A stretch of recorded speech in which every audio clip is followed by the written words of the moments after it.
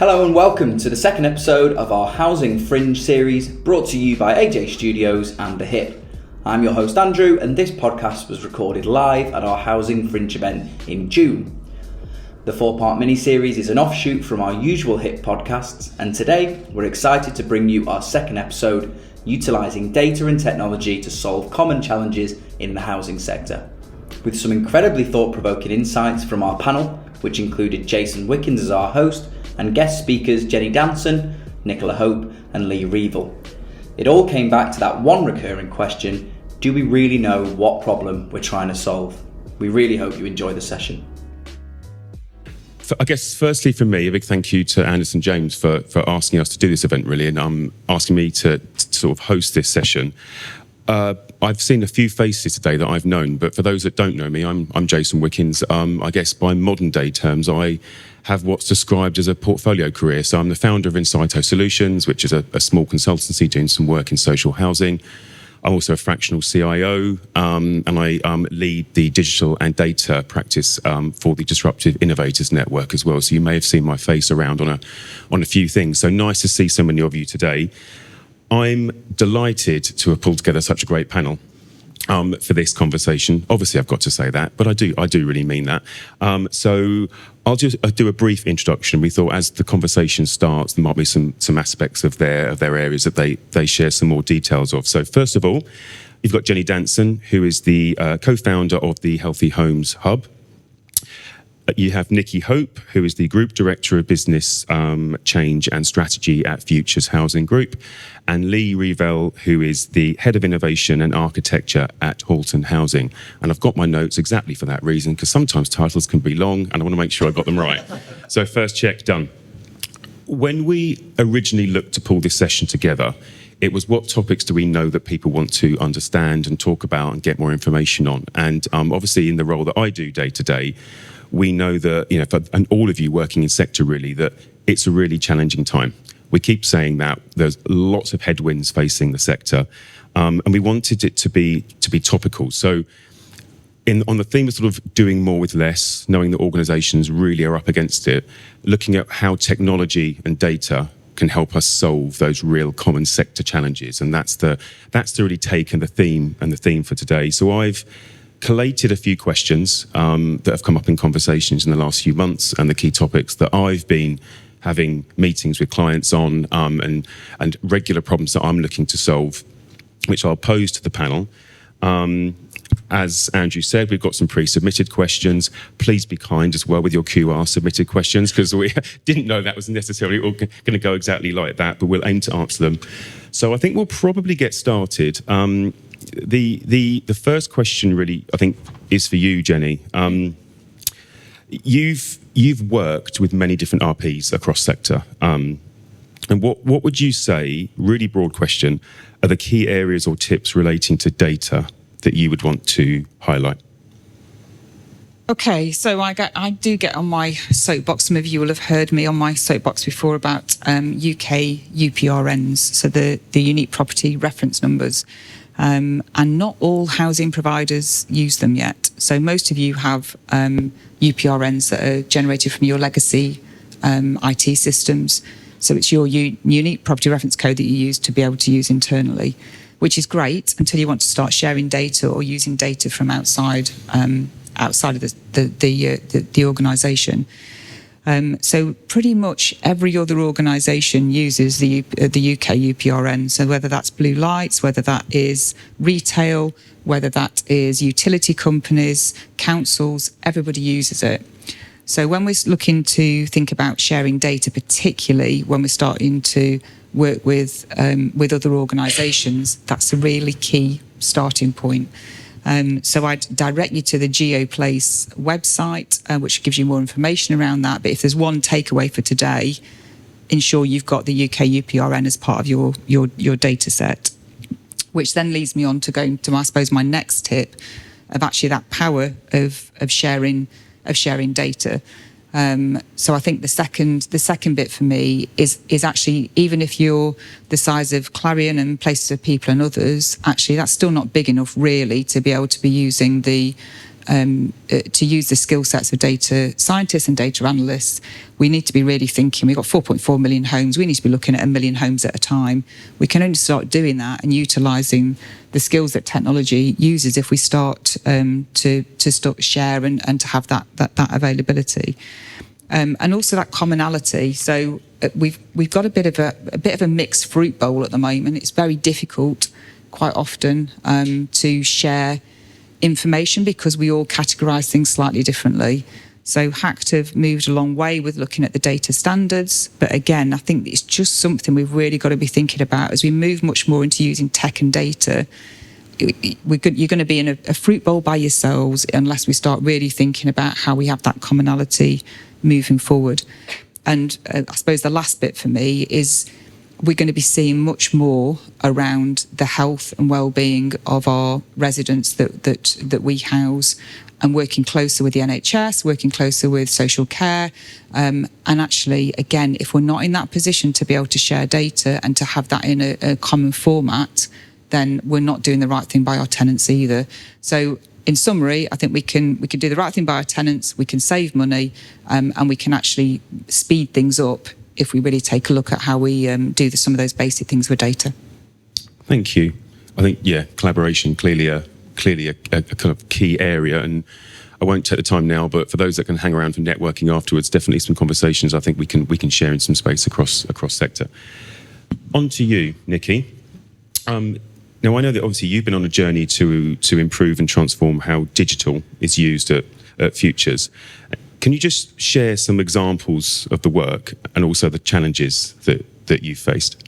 Yes, thanks, Jason. So a few years ago, I think maybe 2020, we agreed on a CRM journey, massive investment over a really long period of time. We're very cautious, so we planned that very well. And I can talk a bit more about that later, because it's not really, I think, the story. The challenge we had is, I don't know if you're like us, but we're really risk averse. So it's like, where do you start? This is we know going to take us a really long time. And actually, within the digital team, we really wanted to do something a bit faster than that. So we fought really hard to be able to introduce RPA, robotic process automation. I believe we were the first housing association to do it. So you can imagine how difficult that was to win, but we did. And I think what that's done is kind of on the journey to, the great future of completely integrated CRM, which is still a long way away, although we get closer every day, that actually going ahead with some other things. So we do RPA, we're also doing a lot of power apps. That what we're doing is actually helping that journey. So one of the big things that actually we've managed to automate, which is saving us significant, I did write the numbers down because I knew you wouldn't remember them, but actually all of our data transfers are now automated. So anything that can't itself be automated is now done by a robot. So we have 5 active today, running about 40 to 50 processes. We also do lots of one-offs as well. So although we kind of introduced it thinking it will actually help us on the journey, I think we had no idea at the time just how useful that would be. So really quickly, all of our direct debits are now done by robots. So there's anything that is admin heavy, risk heavy from a quality perspective, we now prioritise a robot doing. Probably the challenge as well was cultural. People believe that you're going to replace them with a robot. Actually, what they've discovered is we haven't replaced anybody. We've continued to grow our workforce, but we've taken away those tasks that people really didn't enjoy doing. So that's probably one of the big things that I think we're really proud of as well. Thank you. I guess one left. On to Lee. Now, asset management clearly remains a hot topic in the sector, and I know that this is something that you've been working on at Halton. Can you share the approach that you've taken and any pitfalls that you've had along the way? Yeah, absolutely. So in the past, we had a legacy housing management system, and inside that, we only had information basically on, how old's the bathroom, how old's the kitchen, when does the roof need replacing. When we started to understand the kind of the retrofit and the net zero things that we needed to do, we started to realise that we didn't have the right type of information in those systems to be able to make the right decisions. So we went out to the academic sphere and started to chat to people at different universities. We actually got into quite a big project with Bayes to actually understand how houses actually work, and the information that you need to be able to tell things like heat transfer coefficients, so information like floor plans, IoT data and smart data. And what that allowed us to do was understand which houses to earmark first, but then also take in traditional cyclical maintenance like your roofs and things like that, and actually bringing them together into one data set to understand when there was the best time to do these things. So that kind of drove efficiencies throughout the business, but it also de-risked it through data as well, because we were able to create a model. So I think it's really important to review your data, and as Jenny said, data standards are there. They've been created by HACT, but again, that's very hard to then bring back into a traditional legacy asset management system. So there's a lot of techniques that we use. We've actually employed enterprise architecture. I've got a couple of slides on this later that I'll go through and how we did it. But basically, enterprise architecture as a discipline has allowed us to communicate better with our executive team and our leadership team. So on the techie side, you've got myself and a couple of other people on the leadership side with the strategy, but the discipline of enterprise architecture and business architecture has allowed us to bring those two things together, so we can all understand what we're talking about, rather than the strategy and then us kind of taking our own view of it and bringing that forward. So it's been a really interesting journey. We're not there yet, but we're certainly on the path to a better digital future. Great, thank you. And I know that obviously, as you say, you'll share some slides in a moment, because we get some questions about, it's great talking high level, but we also want to understand a little bit of the specifics of what you do and some takeaways. So we will cover that. Back to Jenny, what do you think are the biggest barriers to successful transformation? It's a word we buzz around all the time within tech and data. And specifically, what can organisations do to overcome them, in your experience? We do band around the word transformation. I've in my career working in service improvement and change, I think I've been involved in one transformation project. So I think we've got to really... things have got to change, and we think we've got to improve. But actually, transformation is we're not doing that in housing. To be fair, we are improving the service. We're not transforming it. If we were transforming it, we'd be looking at the for-profits and what they're doing of actually doing a very much digital first way of looking at it. So, but the things that we need to do to continue to improve the service, I would say the barriers. Where it works really well is you've got strong leadership. So you've got leadership there that is supportive, covering the back for people like Lee and others, to mean that actually you can experiment a bit to go through and to pull that. Most of the stuff, though, if we think about where housing is, we're pretty far behind where everybody else is. We're far behind the built environment. We're far behind where a number of councils are, where the NHS is. They made quite great gains during COVID because they needed to, and we didn't need to. So actually we were still a bit further behind. So most of the stuff that we've got is not really cutting edge. It may feel it to us, but it's not. So actually we can learn a lot from other sectors of what they've done, particularly around the built environment and around some of this tech. So I think that leadership to be brave in a sector position, but actually people have already tried it. And then we only need to pilot it once as a sector. Why we have to pilot and still piloting examples like Switchy? Switchy it's a product that's been around for years. We don't need to pilot it. It works. It does work. You can speak to a lot of people, but actually it's about how you want to then roll that out and having that strategy in place at the direction of travel, and the technology will continue to change. So that the leadership view and the fact that actually it will continue to change. It will continue to evolve. But actually, if you've got that direction of travel, you'll continue to get there. But it's more of a revenue operating stream, as a service, rather than the fact actually you invest in something in a big housing management system once and don't do anything for 10 years. So that has got to change. And I think just looking outside, other people are doing it. We're all using it in our day-to-day lives outside, and then we come to work and we take a step backwards. So I think it is, being brave, and that leadership would be for me. Thank you.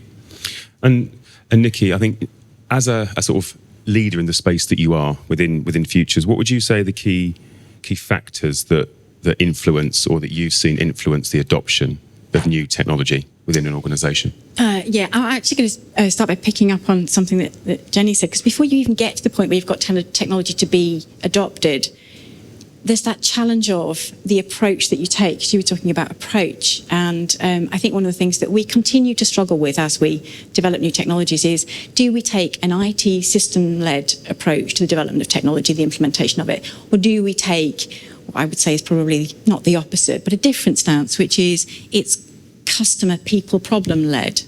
And we continue to tussle between those things. And I totally get the pros and cons of both. We're a systems thinking organisation, which we have adapted to be now digital first, actually, in the way that we approach design. I'm not sure that anybody else does that yet, but it is working. But, I get the idea that from a system-led perspective, what you're looking at is the technology is designed to do something. Let's just do it. Let's implement it to its fullest and not mess with it. And where we're coming from is, well, what's the problem the customer's experiencing, or what's the problem that the staff are experiencing? And let's just do a bit to solve that first.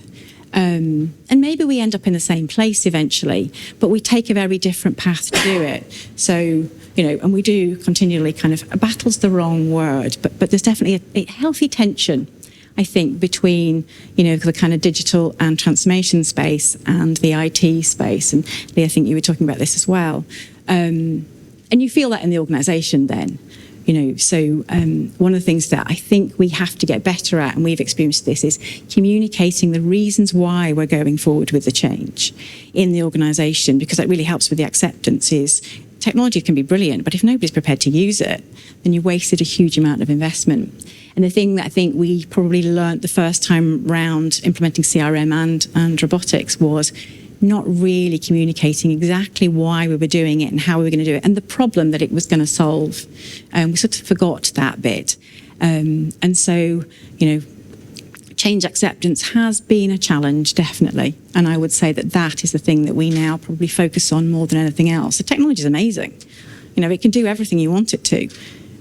But if people are not up for using it, and if they're not clear on what it's going to do or why they should be using it, then, it's going nowhere. Yeah, thank you. So Lee, we often get lots of questions, and particularly in the conversations where I'm working with clients around our enterprise architecture, our housing management systems, how many conversations have we had on those, legacy tech, etc.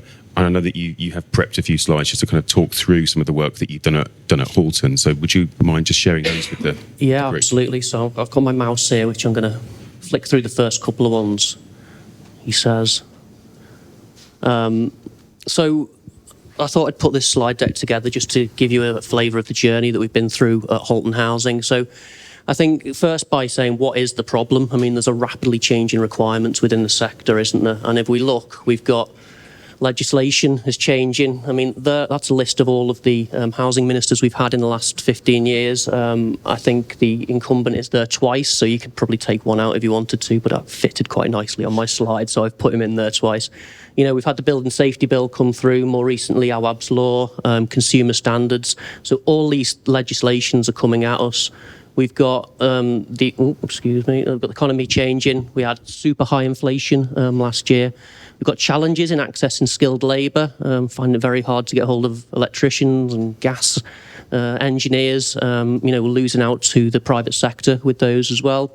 We had a rent freeze last year, which meant that we couldn't charge our customers more, but we still have to pay our contracts more. So it's really, really tight at the moment. So legislation and the economy and expectations, like you guys spoke about before, the workforce is expecting what they're using out at home and on a daily basis, and they're expecting that in the workplace as well, especially for younger people coming up through the sector. The customer's the same. Their expectations are changing. They've all used Amazon. They all use, Sainsbury's, Tesco's, whatever it is, Ocado to get their shopping. So they're all used to this kind of digital first approach. And when you have to drop back to a semi-quasi-digital approach when you, try and get to your landlord, then that can be quite frustrating. And also our partners as well. So you're talking about the automations before. Partners want to kind of become more efficient. So they want to deal with APIs. They want to deal with automatic data going from one place to another. So those expectations are changing. The environment as well. I mean, there's so much stuff on here. We had the fuel crisis. We've got the clean growth strategy, net zero by 2050, and we all think, well, it's 26 years away. It must going to be easy, that, isn't it? But when you start looking at it, it's not. It's 26 years probably isn't enough, and if we need to get going quickly. And as a sector, we can lead on that really because of the way that we're regulated. Global warming, we're doing all this retrofit, but is anybody thinking about what the climate's going to be like in 20 years' time? Are we going to end up frying all of our customers with inside these homes that we're retrofitting? We need to take that into consideration now and not build in that kind of failure in the future. We've got retrofit, and then we've also got ageing and stock that's been underinvested in for a long period of time. And I was talking to Jason earlier before we started this, but when I started in housing, there wasn't even iPhones out, and that's crazy to think back that there's been so much change. You would have a conversation with Clippy, you wouldn't. Now you have a conversation with ChatGPT, and there's a huge kind of difference between the two of them. But comms took off, which led to devices, which led to IoT. I know a lot of people now are utilising public cloud, so they can leverage more from their IT team. Driven by a lot of data, people are getting a lot of insight, and the big buzz at the moment is AI. And if you've not got that foundation with this technology, then there's no chance of utilising that to its best ability. So that's the problem that I think that we've all got at the moment within the sector. I can get to my next slide. Why can't we be more responsive? Well, I think we've got something called technical debt. So we did a transformation 10 years ago, and it was brilliant at the time, really good, all these great systems, but we didn't do any iterative development on that. And, it's no one's fault because that wasn't a thing back then. No one foresaw it. So we've also almost had these systems in stasis for 10 years. So when new things do come along, regulation change like damp and mould and retrofit, everybody's scrambling to do something about it and just putting a plaster over that particular problem. So you end up with disparate data sources all over the shop. So when you start to come back to understand it from a more strategic perspective, you'll ask the question of three people and get three different answers essentially, which you can't work from that. So technical debt there, just a little paraphrase, is the future work that a company needs to modernise its technology, and they accumulate over time, making it difficult to add new things to systems. And that's driven by outdated systems and processes, lack of flexibility in design, disjointed data architectures, which leads to financial burden, and then your IT team is managing complexity and not innovating. So you're essentially just throwing your IT budget at things that are not sustainable. So you spoke about system thinking before, so that was my first kind of foray into this. So a system is a collection of interconnected components that work together to achieve a common goal. So thinking about asset data, in the past, we would have had pockets of asset data here, and if it didn't fit in any of them, it might be in an Excel spreadsheet, and that's no good for anybody's insight.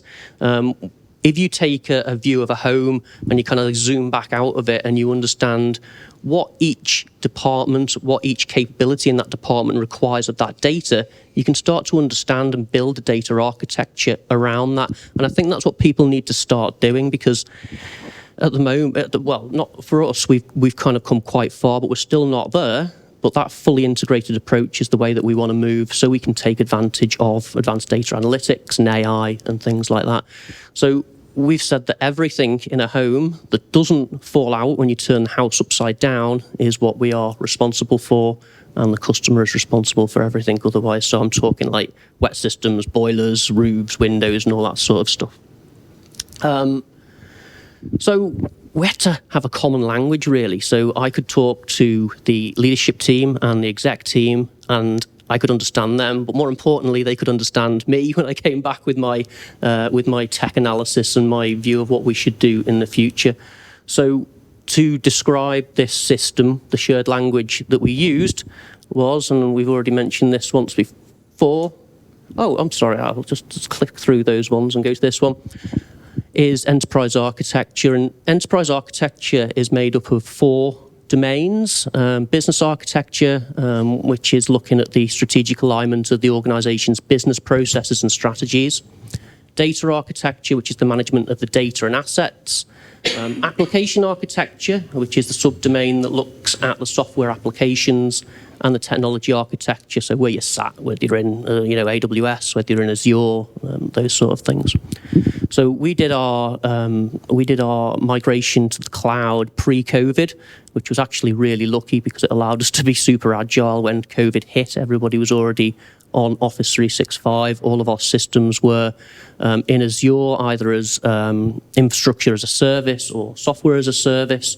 And over time, the plan is to move everything from the infrastructure as a service side of things into the software as a service side of things. That's our digital mandate moving forward.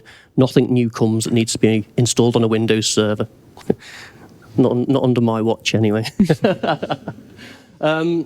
So this is an interesting one. I just thought I'd give you an overview of what components make a capability. So when I'm talking to the business, I'm saying to them, well, what is it that you need? What is it that you do? Our overarching strapline is improving people's lives, and that's fantastic. That's the kind of thing that gets me up in the morning. I want to improve people's lives, make things better for people. But how do you deliver that? Because it's a great tagline, but you've got to have capabilities underneath that. So let's take reactive repairs as an example. You're going to need people, obviously, to deliver your reactive repairs, and those people need skills. You're going to need processes, and that's going to need a methodology. You need technology, like your application and your environment, and you're also going to need data, customer and property. So at a very basic level, these are the capabilities that we need as a business to deliver reactive repairs. And each one of those will have a subset of capabilities that you can drill down into. And when you talk about it like this, it's very easy for everybody to understand. There's no technical talk in here whatsoever. You're actually setting the strategy and giving people, the executive team and leadership team level, the information they need to make the best decision. So here's a little bit of an example of what I did a year or so, maybe 18 months ago. We sat down with the homes team and we said to them, well, what are the capabilities that you guys require to deliver your service? And we got a whole host of things. This is not everything, but it's most things in here. Stores management, contractor management, reactive repairs. I need to do CP12s, I need to do EICRs, I need to do decent, you can read what's on there. There's a lot of things that are required. But what I wanted to do by getting them to explain to me what it was that they wanted is because I wanted to pull all this together and demonstrate this in a system. So in this particular piece of work, I wanted to say to these guys, everything that you do is reliant on a central asset management data. So if your asset management data is all over the shop, then all your capabilities are going to be pulling information from all over the shop, and there's going to be no consistency. You can't put any data quality, you can't put any data governance around it. You're just relying on the people that are running that service to make sure that that data is correct. And we can't really do that moving forward because data is so important. So what we've got here is an example, and you can see asset management data right in the middle, all those capabilities that we spoke about before. The colour coding here is the departments that we have within Holton under the homes team. So you can see we've got asset and compliance, health and safety, repairs and maintenance, and the environment, sustainability and decarbonisation.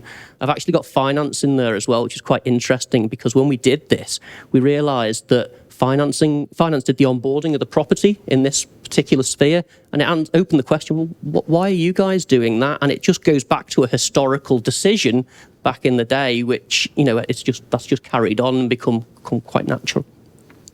So that was really interesting to see and show people. It was in my head, and I just assumed everybody else knew it. but we needed a diagram. We needed something so simplistic as that to say to the leadership team, this is what we've got, and this is why we need to go into this direction. So once we've got all that information, it's quite easy to kind of extrapolate a lot more from it. So you've got your base. So I've got the grounds maintenance team here underneath the core capabilities. Well, what is it that the grounds maintenance team need to do? Well, of course, they need to do lawn care and maintenance. They need to do pest control, playground maintenance, safety management. And each one of those, then, you can drill down and say, well, what system gives me that capability? And if I haven't got a system to fill that capability, then that's something that I need to add into the strategy in future. This is a really interesting diagram. I've got really into diagramming, actually, in the last couple of months.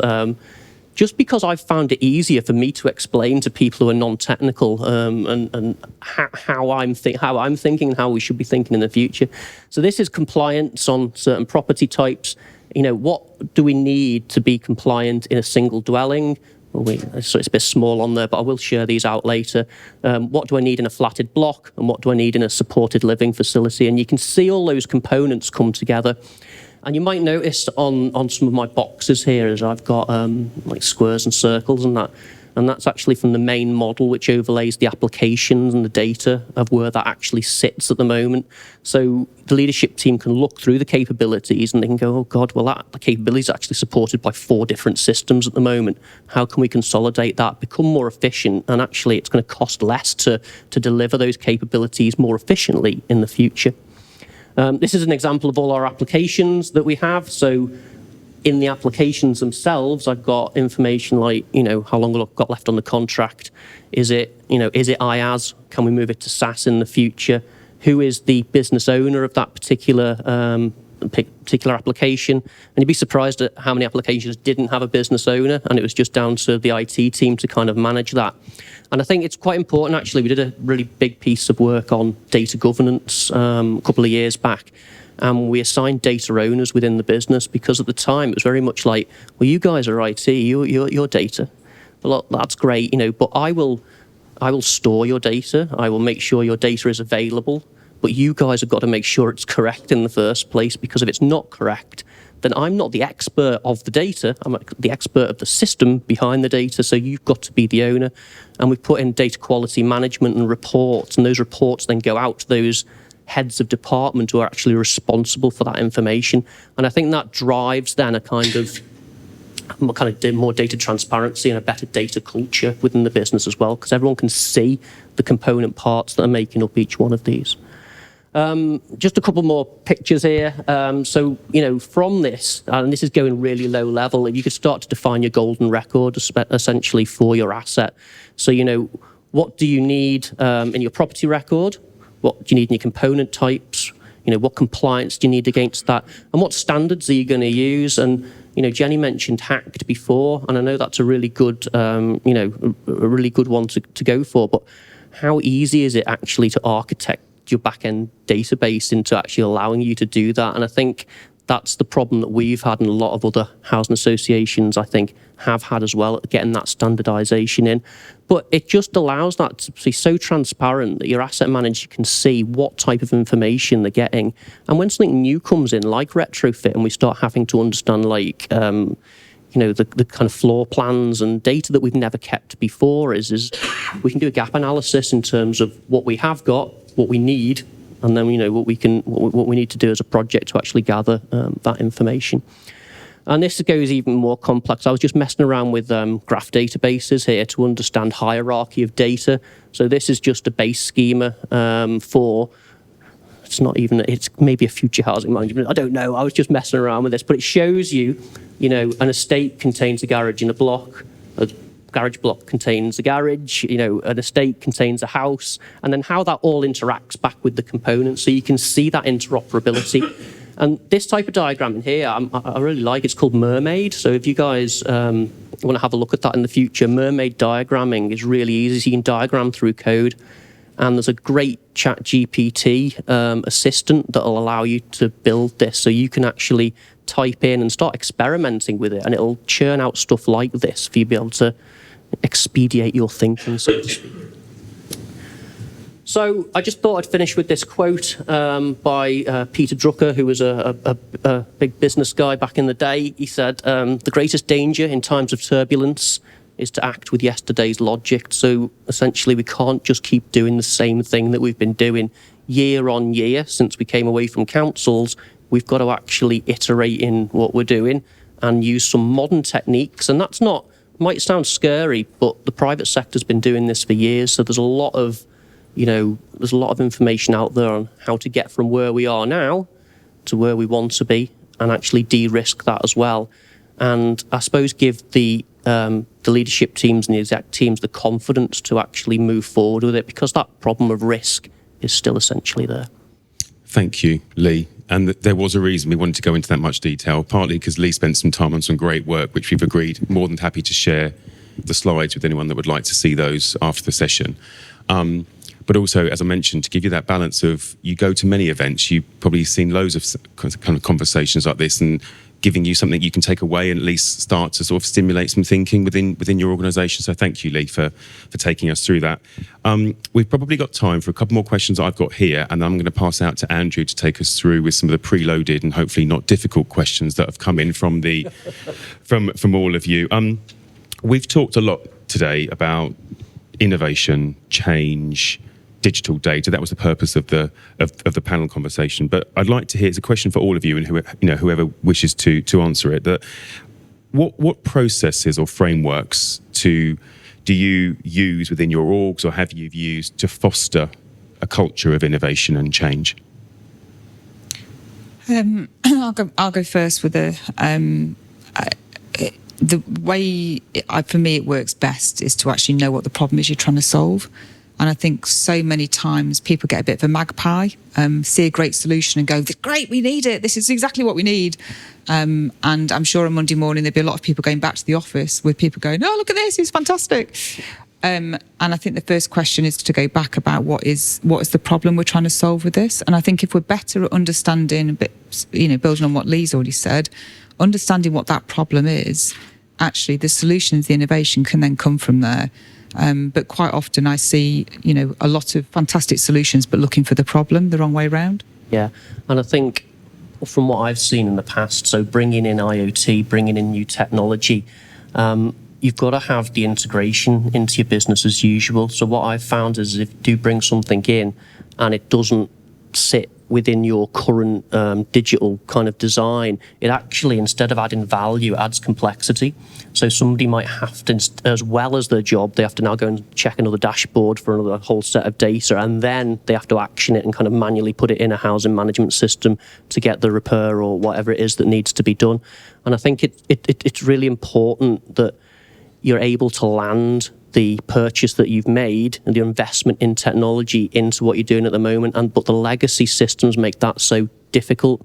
So at Holton, we have started moving away from one of our legacy systems, and we've just done a migration of CRM into Dynamics, which has allowed us then to do a lot more automation into Dynamics, into the CRM, from things like switchy devices and other IoT devices. So we're actually driving those processes through the existing channels and not having it being an extra job for somebody, because more likely than not, those people are swamped with demand anyway, and having something else on top that they need to look at, it falls by the wayside and it really devalues your investment to the point where people really touch it. Nikki? Yeah, I agree with what both of you said. Actually, we've tried a number of different approaches. We had an innovation team with a budget, and they got to buy all sorts of kit and play with it, like remote controlled lawnmowers, and we did all sorts of stuff. None of which actually ended up being implemented. And what does work is, here's a problem, can you help us fix it? And then we'll find a kind of digital solution to that. It's starting with the problem first. So the last, question for me before we open it out is, we talk a lot about tech, as I keep saying, but companies are built of people, and people make solutions ultimately work. What do you believe are the most critical skills that the next generation of technology and digital leaders are going to need? And this is very hard to host. I'm very opinionated, so I've got a view on this, but I'll keep quiet and hand over to my esteemed colleagues. That's difficult for you to say then. So I'd say two things, and I think leaders are the future, but leaders now, one is being curious. So actually, going with that problem, being curious, you don't have to. I think a lot of leadership tends to think they want to know the answer, that they've got the answer, and actually I'd suggest that probably 90% of the time you haven't. It's better to go in and be curious, but ask the right question, and ask the right question, and you'll then start getting better answers coming back. Totally, absolutely. And I think we will never get away from the fact that leadership is always going to be about managing people, and that technology is used by people or it impacts on people. So being able to lead people through that change curve, which is just going to happen more and more frequently, just getting used to that, And I would maybe add into that something that I don't think we've yet mastered, which is being able to disagree with each other respectfully, because there are so many different ways that we can solve a problem. So we're not all going to be right and we're not all going to win, and finding ways to be able to do that in a respectful way that moves us forward. I think system thinking has been a big one for me over the last couple of years, looking at things holistically and not in silos, which we've done over the last 10, 15 years, allowing us to have those conversations with people that are building the strategy and giving them a framework to actually work with. I think, obviously continuous professional development within the sector as well needs to kind of accelerate slightly. There's still some old thinking there as well. I mean, it's changing as time goes on. But yeah, I think that those, from me, it's system thinking, and obviously the discipline of enterprise architecture has allowed us to do that at Halton. So it's been very well received, because I think it just makes people a lot calmer not calmer, but more confident when they speak to their IT people. Thank you. Thank you all. I guess, Andrew, you're clearly waiting in the wings with some lovely questions to ask the panel. To be honest, I'm just trying to sift through these questions. There's been so many of them. I suppose I'll start with one that's come through from the audience. Is can you provide some examples of how you've communicated, how you're using AI to customers and frontline staff, and what's the sort of consideration you've given to the language that you've used? I can take that one if you want, Jason. So we've built an AI policy at Halton. We wanted to get in early with it because we knew from the past, when Google Cloud and all that started to come out, that people started to utilise that sort of technology, shadow IT almost. So we couldn't govern it. We were worried about that. So we're Microsoft House, E5 licenses, so we were able to put in some governance around Bing and Copilot and things like that. What we didn't want was people putting customer information into these systems, and then someone else going to ask the question in the future and it regurgitating some information that was, Halton kind of private data. So we want to bring AI in, but we don't want to bring it in to the point where we scare people, where they're like, I'm going to lose my job, or no, what's going to happen? So we started off utilising Copilot Studio with inside Office 365 and building bots really on large language models on our policies and procedures. So it was easier for people to find information like from company handbook, how do I do an expense claim, and all this stuff that was buried deep within SharePoint in PDF files that were unsearchable. We've now managed to surface that information through a Copilot bot that even maintenance technicians can use it all the way through the business. So, I'm off ill today. What's the procedure? I've come back from a week and a half's worth of whatever. What's the procedure? And that's kind of taken some of the onus off the HR team. So they were answering questions at a HR queries inbox, and all that's kind of been taken. The next thing, we want to do it to IT. So we're not branding it as AI, but we're utilising this technology to bring it in very slowly to people to kind of understand it. And then we've also picked a group of people who we've given M365 Copilot licenses to, so the generative stuff as well, just so they can start to understand how they can utilise it within their teams. And then we'll take a review of that in a couple of months' time and understand whether we need to roll that out further. But, I work, I'm in a team on my own, and I work with ChatGPT as actually an assistant to me, really, and it's really pushed my knowledge of, I always said I'm a jack of all trades but master of none, and AI has helped me become a master of more than what I was. So that's the way we've been using it at Halton, and that's the way we plan to bring it in. I'd like to put it on actual company data in the future, but we really need to understand how that's going to work. And I'd probably just add, I guess, to that, sort of stepping outside my role as host a little bit, because it's part of my day job, right, is that working with the advantage I get of working with many clients and boards and executives, you get questions around exactly, we need AI, we want AI. And I think I'd link to Jenny's point earlier, the term she uses, magpieing. I know it sounds a really simplistic thing to say, but what problem are you trying to solve? Because if you're bringing me in to build an AI strategy for you, or you're going for the solution without understanding what it is you're trying to do, and more often than not, for all of us in day-to-day world, ChatGPT has changed the world for many, many people, is that actually we're using AI every day. And AI really is just using algorithms to create patterns and there's a lot more technical description of doing that, but it can be the solution to many problems, but equally it's not necessarily the right answer. There are other software solutions out there. So my advice would be start with the problem. We keep saying it, and then understand if AI is the right solution for that.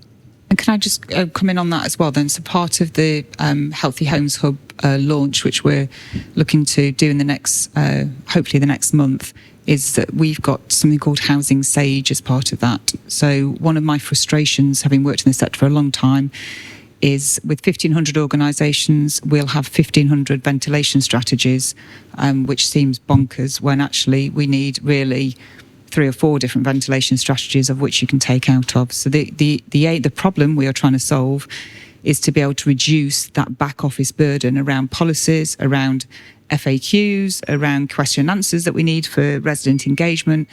We're looking to be able to collate, which we are in the process of doing. We've got some great best practice from organisations, which we are putting into Housing Sage, that allows you to be able to then access their best practice and create your own strategies, policies. We've got all the regulations in there, all the policies. We've got research, particularly around healthy homes. So we're hoping that's going to be a step forward in simplifying us as a sector, thinking of much more, rather than 1,500 corner shops, we're thinking much more of a Tesco superstore and how we can generate that. The only rule is if you want to be part of it, you've got to share some best practice. So actually you share some best practice and you'll be able to access it. I just want to add one simple thing, actually, which is one of the things that we do is teams that have got a bot active, we get them to talk about it. What does your bot do? Tell the rest of the organisation, because then it's a conversation between teams. And it's at a level of kind of vocabulary that people understand. So I think it's getting people who are experiencing it in the organisation, get them to talk about it. Thank you, guys. We've probably got time for a couple more. One that's just come through is, how long a time frame do you think your innovation should last once implemented, and how do you stop boards changing their minds and moving the goalposts? I think we are magicians. Is that the? So I'd say it depends. Some of that innovation, it could last a couple of weeks. It could last a couple of years. It depends on what it is. I think that whole element, it's an iterative process for most of these things. Most organisations, I don't think, get there in one big jump. There's an element around that intuitive improvement to go through. So actually, it may even last 2 hours, if we're able to continue to improve it. But the question that I quite often give back to boards and exec teams, there's a lot of pressure put on particularly middle managers and leaders, is to create a business case around that innovation. How long is it going to last? What's it going to do? What's the ROI? And actually, there's an element of, if you actually wrote a business case for the way you're doing it now, would it pass those hurdles that you're putting in place for the thing that you know is going to improve it? But even if it improves it by 10%, surely that's worth doing. And you don't have to then keep proving to be able to go back. So I think there's, a couple of answers in there. I think innovation as well is a word that we use, another one, it's sort of quite interchangeably. Innovation for me is you're trying something new to a problem that you perhaps already have. And it's not about how long does the innovation take, it's around how long does the change that you want to implement take. And that might be better to plan it in a way of whether it's iterative, whether you break it down, whether you do it as one huge program. I think, in my experience, the ones that have said, we're going to do a 3-year transformation program, which is really common. We tend to pick 3 years. You lose people on the way. And I don't just mean hearts and minds. You lose staff. People move on. People that started the transformation. And it's very often that, I'm sure you've all had the same thing where you've been brought into things. I know we do with clients. You're bringing in people that are rescuing programs where we've lost somebody, and you're asking somebody, so what is it? What's the problem you're trying to solve again? And actually, it's a really good point, because the person's moved on and maybe our organisation's changed. So I think innovation for me is more of a cultural thing around, are you willing to take risks? Are you willing to do new things, than a piece of work in itself? Yeah, I think being agile and that iterative approach is certainly something that needs to be embedded in the sector. We can't just do transformations and then leave them for 7-8 years and then expect that transformation to still, help us. It needs to be that iterative approach, absolutely. Again, I've got Really simple example as well, which is we get board champions because they do turn over quite quickly and they do put pressure on you for pace and, you know, ROI. And what we found works really well is to bring a couple of board members in to deep dive into how we do change and how we do digital so that they really understand it, because then they trust us. And actually they defend us, and it's like, you know, they'll hold back the tide of board members going, well, you know, you said, and they'll go, no, they're doing it the right way, and it'll take as long as it takes, and that's been really effective. Thanks, guys. I thought maybe we'd go a bit old school and throw it out to anyone in the audience if they had a question. With regard to the artificial intelligence and how we use it, and they talked about the language, we found it really important to use like the words like supportive and assistive AI rather than kind of replacement AI. That's all I wanted to say. Thank you. And then we probably have time for one more question, and this one's come through, is how can we learn from the big tech giants and maybe get their sponsorship via CRS or ESG aims so that the sector doesn't always lag behind?